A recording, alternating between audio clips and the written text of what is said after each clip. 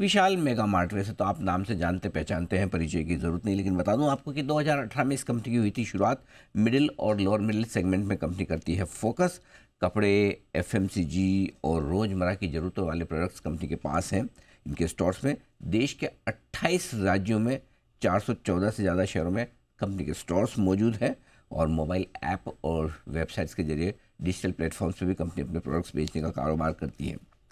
Issue की जानकारी दे दूं, कल इशू खुलने वाला है, बंद होगा 13 दिसंबर को। प्राइस बैंड है 74 से 78, 74 से 78 रुपये। और आप यहां पर 190 शेयरों के लोट साइज में अप्लाई कर सकते हैं।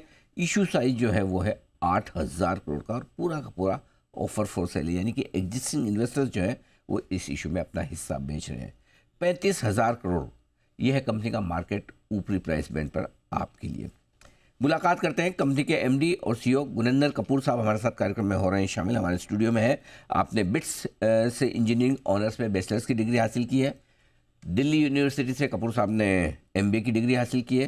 कंज्यूमर और रिटेल सेगमेंट में मैनेजमेंट और साथ ही साथ इन्वेस्टमेंट्स का, दोनों का 40 साल से ज़्यादा लंबा गहरा अनुभव कपूर साहब रखते हैं और देश और दुनिया की दिग्गज कंपनियों के साथ काम करने का भी एक्सपीरियंस है आपको। हिंदुस्तान यूनिलीवर, नाइग्रा और रिलायंस जैसी दिग्गज कंपनियों के साथ आप जुड़े रहे हैं लंबे समय तक। कपूर साहब, बहुत बहुत स्वागत है आपका, धन्यवाद हमें समय देने के लिए और सबसे ज़्यादा धन्यवाद स्टूडियो में आने के लिए। आपका आईपीओ कल से खुलने जा रहा है। सबसे पहले सर, वैसे तो हम जानते हैं विशाल मेगा मार्ट क्या करता है क्या नहीं, लेकिन फिर भी आपके मुंह से सुनना चाहते हैं एग्जैक्ट बिजनेस मॉडल क्या है कंपनी का, फोकस क्या है? फोकस जो आपने बताया बिल्कुल वही है। मिडिल और lower middle income group India की कंज्यूमर्स की महत्वाकांक्षाओं को, एस्पिरेशंस को अफोर्डेबल कराना जी। जैसा कि आप जानते हैं कि अभी इंडिया में इंटरनेट की पेनिट्रेशन करीब 1 बिलियन हो गई है, यानी कि 100 करोड़। तो उसका एक कॉन्सिक्वेंस ये होता है कि जो लेस एफ्लुएंट कस्टमर्स हैं उनकी और मोर एफ्लुएंट कस्टमर्स की एस्पिरेशंस कन्वर्ज कर रही हैं, क्योंकि उनका एक्सपोजर एग्जैक्टली सेम है, सेम वेबसाइट्स पे जाते हैं, सेम चीज़ें देखते हैं। पर मिडिल और lower middle income group customers के लिए अफोर्डेबिलिटी अभी भी इशू है। तो हमारा पूरा फोकस इस बात पे है कि हम एक बहुत ही प्रोसेस ड्रिवन वे में उनकी एस्पिरेशंस पता करें, हर दिन, हर हफ्ते, हर महीने, और उनको अफोर्डेबल बनाएं। और हमारे दर्शकों को बताऊं, गुनेंद्र कपूर साहब अपने शॉर्ट फॉर्म में वो बुलाना ज़्यादा पसंद करते हैं जीके, तो मैं जीके सर आपको बोलूँगा। सर वैसे तो आप कैश रिच हैं, डेट फ्री हैं, राइट? कंपनी में पैसे की कोई कमी नहीं है, इसलिए आप शायद ऑफर फॉर सेल इसीलिए कर रहे हैं, कोई फ्रेश इशू कंपनी में नहीं जा रहा, पैसा कंपनी में नहीं जा रहा। लेकिन अगर इतनी बढ़िया कंपनी है, प्रॉफिटेबल है, कैश रिच है, डेट फ्री है, तो प्रमोटर 8,000 करोड़ का स्टॉक बेच रहे हैं, क्यों सर?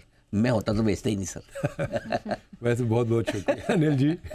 पर मैं बताऊं, हमारी कंपनी के जो प्रमोटर हैं साम्यात एलएलपी, उनका अभी 98% शेयर है। अच्छा। हाँ, तो वो 98% से डाइल्यूट करके करीब 77% पे ले के आ रहे हैं। जैसा आप जानते हैं हमारे major investors private equity firms हैं और उन्होंने कंपनी में again as you rightly said कि 2018 में प्रवेश किया था, तो वो अपनी थोड़ी सी स्टेक डाइल्यूट कर रहे हैं, पर they will continue to be the promoters. वो आगे चल के भी प्रमोटर्स रहेंगे और लॉन्ग टर्म में भी कंपनी में इन्वेस्टेड रहेंगे। इशू के बाद भी 76% तो उनकी है, 77 करीब काफ़ी है, कम नहीं। बिल्कुल ठीक बात है। अच्छा सर, जैसे आपके स्टोर्स तो हैं देश भर में, आजकल कंपटीशन जो चलता है वो डिजिटल प्लेटफॉर्म से चलता है जी। ऐप्स हैं, ई कॉमर्स प्लेटफॉर्म है, क्विक कॉमर्स है, तो वो उसको कैसे हैंडल करना है, कि क्या स्ट्रेटेजी है आपकी?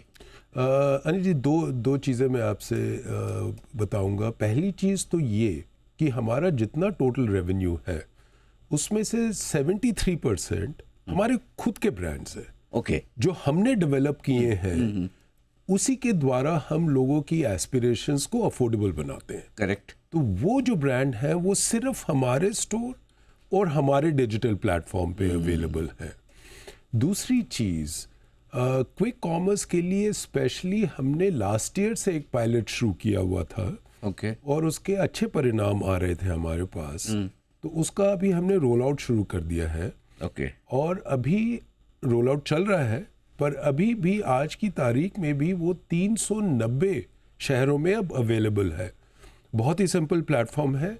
अगर आप हमारी ऐप पे लॉगिन करेंगे तो सबसे पास में जो विशाल स्टोर है उसके साथ आप ऑटोमेटिकली टैग हो जाएंगे, आपको कुछ नहीं करना। अच्छा। उसमें जो जो इन्वेंट्री अवेलेबल है वो आपको विजिबल हो जाएगी। अच्छा।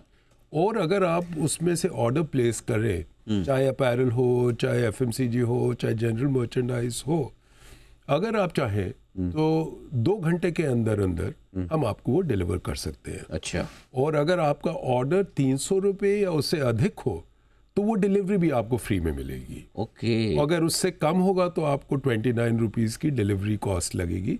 तो फर्स्टली चीज़, हमारे जो प्राइवेट ब्रांड्स हैं वो किसी और जगह अवेलेबल ऑब्वियसली नहीं है। राइट। और दूसरी चीज़ कि हमने भी क्विक कॉमर्स में काफ़ी 1-2 साल से पायलट हमारा ऑन था।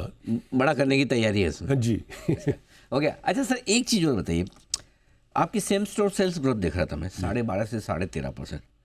सर वो बहुत बड़ी चीज़ है, मतलब इजीली मेंटेन करना किसी भी कंपनी के लिए बड़ा मुश्किल है।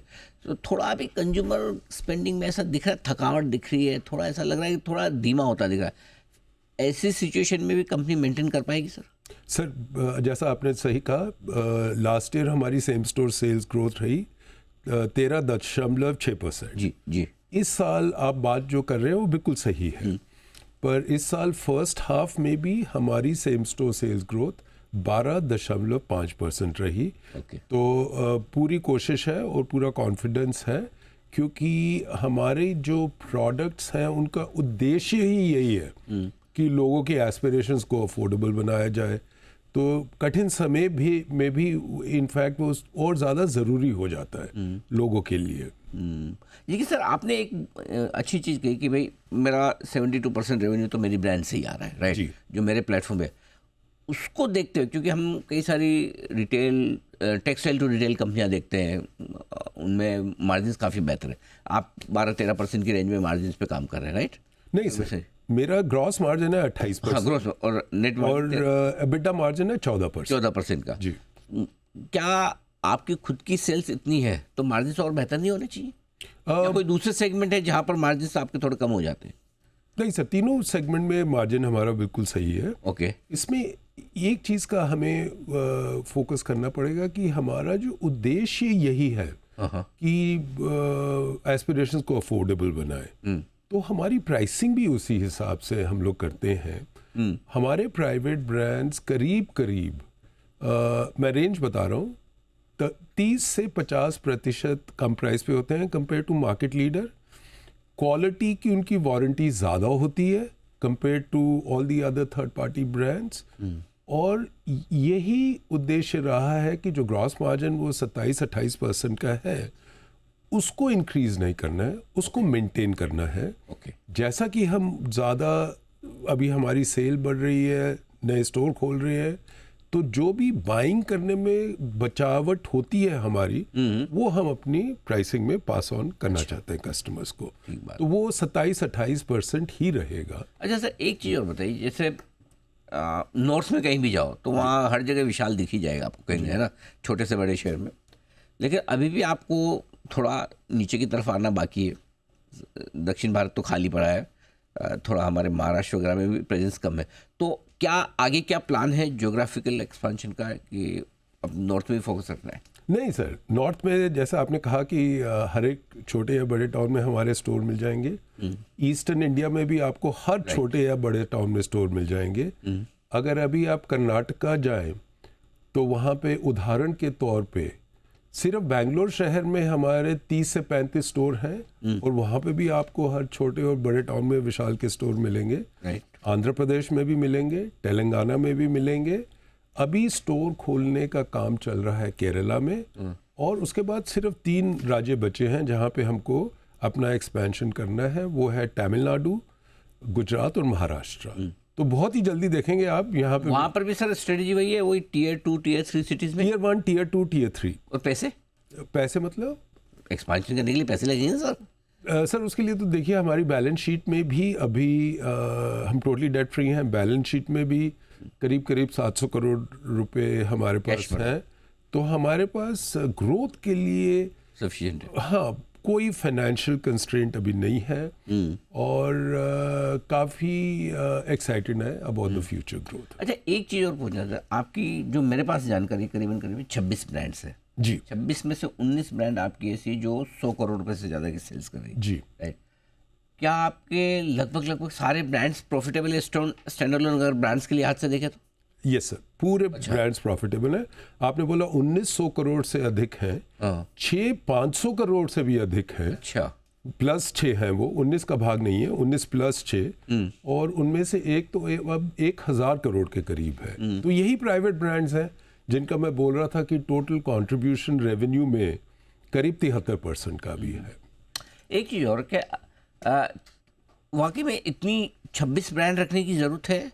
मतलब जैसे सपोज मैं कंज्यूमर, मुझे याद रखना मुश्किल है या कि कौन सी विशाल की ब्रांड है कौन सी नहीं, तो क्या वजह है इतनी सारी अलग अलग ब्रांड्स? मैं आपको 2 या 3 उदाहरण देता हूँ। जी। जैसे लेडीज एथनिक यानी कि कुर्ता फ्यूजन सेट्स में हमारा ब्रांड है पिंक अल्मीरा, ओके, ठीक है। अब उसी तरीके से बहुत छोटी गर्ल्स के लिए, बेटियों के लिए ब्रांड है हैंड प्रिंट, ओके, क्योंकि वो उनकी जो मर्चेंडाइज की जो हैंड राइटिंग है वो बिल्कुल डिफरेंट है। उसी तरीके से बहुत छोटे बच्चों के लिए, किड्स इन्फेंट के लिए ब्रांड है येलो हिप्पो, क्योंकि हमने ब्रांड्स अपने कस्टमर से शुरू करके बैकवर्ड्स वर्क करके बनाए ताकि वो उनकी एस्पिरेशंस को अफोर्डेबल हर तरीके से किया जा चुके उनको ये कभी नहीं महसूस होना चाहिए कि हमारे लिए कोई ब्रांड नहीं बनते, ये जो भी बड़े शहरों के लिए या मोस्ट एफ्लुएंट के लिए बनते हैं और वही उनका कुछ लोकल वर्जन हमको लेना पड़ता है जो कि कभी सही होता है कभी नहीं होता। तो अब इसी तरीके से मान लीजिए हमारा फूड और जो FMCG नॉन फूड है जैसे टॉयलेट क्लीनर वगैरह, उसके ऑब्वियसली डिफरेंट ब्रांड है क्योंकि आप उसी ब्रांड में टॉयलेट क्लीनर और आटा या कोई भी खाद्य पदार्थ नहीं बेचना चाहेंगे जी। तो इस तरीके से ब्रांड तो सर जैसे आपके स्टोर में एंट्री की जी, और स्टोर में एंट्री करते सबसे पहले सामने अपीयर्स वगैरह ये सारी चीज़ें दिखती बिल्कुल है सही ना। बाकी आप ही के दूसरे कॉम्पिटिटर है, उनके स्टोर में जाओ तो खाने पीने की चीज़ें FMCG गुड्स वो दिखते हैं जी। तो उसके पीछे क्या स्ट्रेटजी आपको लगता है कि अपने खुद के ब्रांड जिनमें मार्जिन ज़्यादा है, हाई वैल्यू प्रोडक्ट है, वो पहले सामने रखे कस्टमर के? सर ये होता है कि अपैरल में हमने देखा है कि सबसे ज़्यादा इम्पल्स बाइंग होती है, अच्छा, खासकर लेडीज़ अपैरल में। ओहो, क्योंकि अनलाइक आपके और मेरे तरीके से हम लोग एक मन बना के जाते हैं कि ये आज लेना है, एक चीज़ लेनी है। हाँ, लेडीज़ में अक्सर देखा गया है कि वैसा नहीं होता। ओके, जब उनको जो चीज़ पसंद आती है वो करेक्ट, वो उनको खरीदते हैं। इसीलिए आप देखेंगे कि ग्राउंड फ्लोर पे लेडीज़ अपैरल से शुरू किया जाता है। मतलब ये सब स्टडी वगैरह करवाई है आपने? जी रिजल्ट भी दिख रहा है। यही काम करते हैं सर। मज़ा आ गया जी सर आपसे बातचीत करके और आपकी कंपनी के बारे में समझ के। कल आपका IPO खुलने जा रहा है, बहुत बहुत शुभकामनाएं। उम्मीद करते हैं कि आपके IPO को विशाल रेस्पॉन्स मिले। बहुत बहुत धन्यवाद, बहुत so much sir, Thank you. धन्यवाद स्टूडियो में आने के लिए और हमसे बातचीत करने के लिए। विशाल मेगा मार्ट कल IPO खुलने जा रहा है, होगा सुबह 8 बजे। कल पूरा विश्लेषण इस IPO में पैसा लगाएं या नहीं।